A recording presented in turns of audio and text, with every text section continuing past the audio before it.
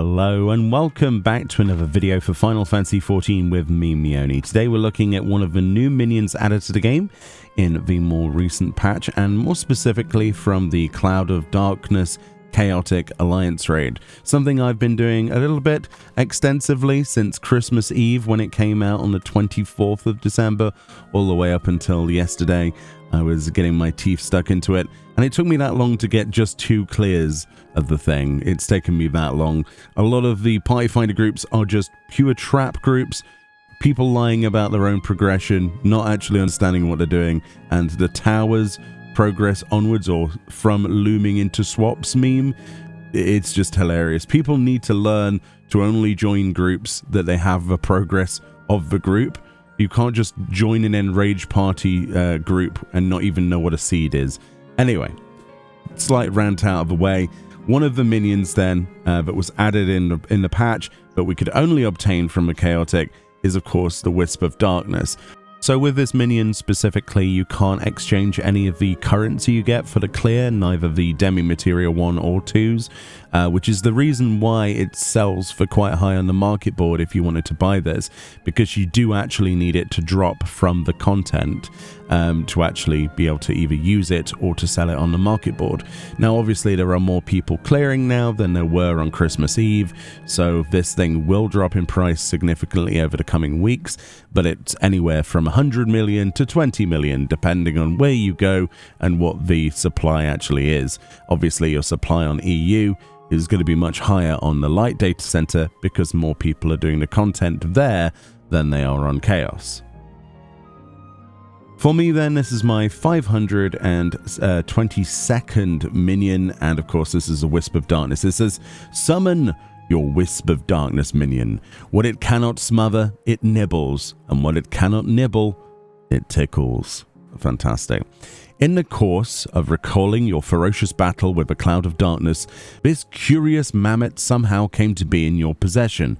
While its design is highly reminiscent of the works of a notorious goldsmith who crafted the wind-up succubus, there is no way to ascertain the truth of its origin. Very cool.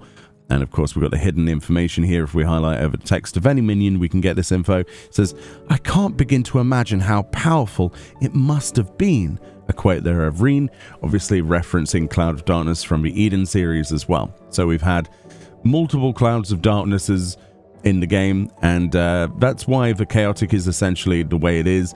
It's the retelling from memories, basically. It's a whole Eden kind of idea of telling a story and embellishing it, and that's what we dealt with, a 24-player version of this. So let's have a look at this minion together. I'm super excited to see what this looks like. Oh, it's a floaty one. As we pan around this minion, then I am reminded of how far we have come in terms of minion quality, both in texture and design. This thing is a far cry from the other, Cloud of Darkness minion and all of the other raid series minions that we've seen in the past. They've really worked quite hard on, even at this, which is nearly maximum zoom in, to work on the fidelity of models, and it's really, really cool actually. The graphics update has made it at least more exciting for me to collect and enjoy the things that the game provides, be that mounts or minions or glamour. I love the little fellas floating around there, and yeah, she's quite detailed, quite detailed indeed, with the sort of cloud sort of cloaky thing and her skin, and then the love heart in the forehead. It's a really, really nice minion in my personal opinion. Yeah, and they've done a really good job with this. You'll also notice there's quite a bit of luminosity with this as well, especially with the minions there. So it looks pretty good even at night as well, or low light conditions. That's a nice little added feature, but obviously wasn't there in the Puff of Darkness. So this is just a one-to-one, 100% just better minion than the other version, in my opinion.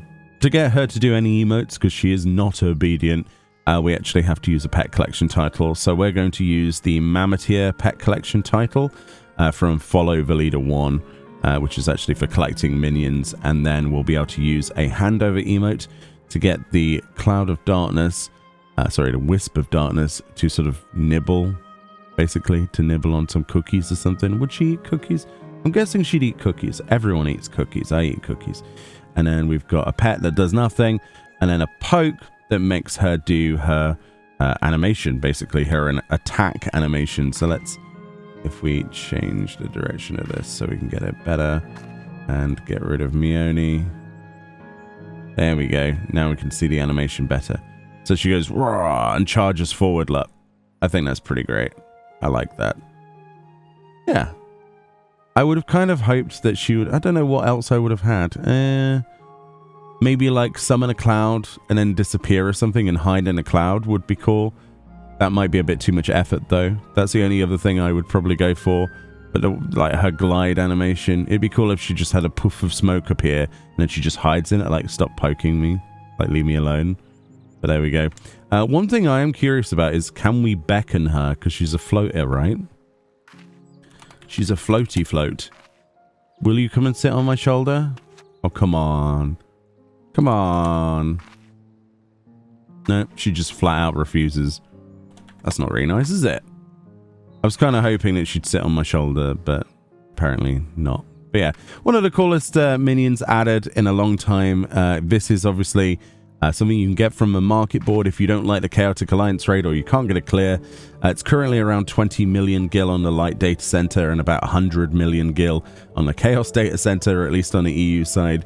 So definitely use your cross data center travel to your advantage. I'm not sure how much this is on the NA servers because I don't play on them, but I'm sure it's probably somewhat similar. The fight is incredible though. If you're on the fence about wanting to spend gil on this, but it's obviously going to depend on your RNG. If you can get this to drop and roll high enough, then obviously this is something that you don't want to spend gil on, especially if you plan to do the fight numerous times like I do. I need to do this fight at least 50 times to get enough of the totems, essentially the demi material ones. You get 2 per clear regardless, and essentially there's the 99 demi material 1 costing Cloud of Darkness mount, and that's the only way to get that. That's not market tradable, so I need to do the fight at least 50 times at the very minimum to actually at the maximum rather, to actually get the mount. It can also drop, so I'm kind of hoping that I get it on the drop, but yeah, I'm going to do it 50 times, and if I get it before then I'll have currency to spend on armor. But anyway, let me know if you've got this one yet. If you're also doing chaotic and putting up with the memes of Party Finder and dealing with people not actually having the progress that they say they have. And yeah, best of luck in your runs, and I'll see you all next time for hopefully a video on the Cloud of Darkness mount. I don't know how long it's going to take me to do 50 runs though, but much love. I'll see you all next time. Bye bye.